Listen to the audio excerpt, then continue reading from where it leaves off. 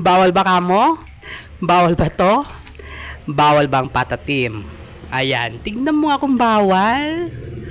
Halika guys, luto tayo ng patatim with hard-boiled egg.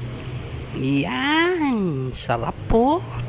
Lalo masarap to sa mainit na kanin. Pananghalian natin. Okay, luto tayo. Halika kayo. Siyempre, in a pan.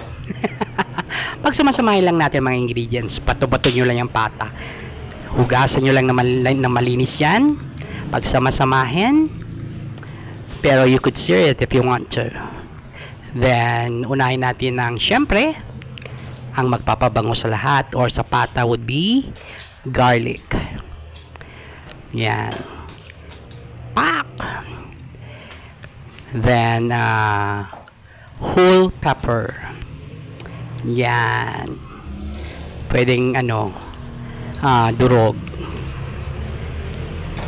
Then, dahon ng laurel. Then, buhusan natin ng toyo. Yan. Minsan masarap rin solong toyo kung minsan ang ulam eh. Siyempre, lagyan natin ng suka. Yan. Pair palagi yan guys. Toyo. Ramihan mo lang. Tansyado mo na yan. Okay. Then, suka. Yan.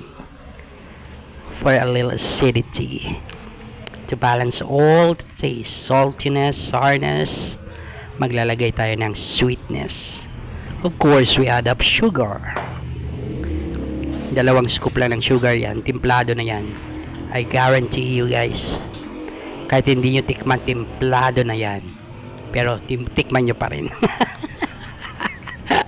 Baka sumablay tayo.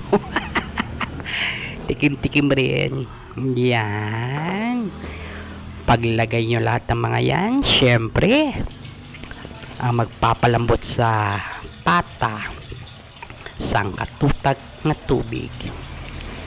Of course, pag nilagyan nyo to guys, pwede na kayong maglaba. Pwede na kayong mag-Netflix. Pwede na kayong mamalansya. Kasi matagal-tagal to nalutuan. Pag tinakpan, syempre, ating ring bubuksan.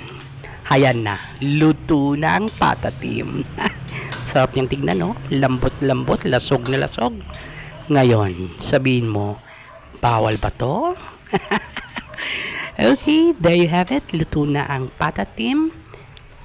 Angat mo nga. Yeah. Till next time, enjoy life. Bye!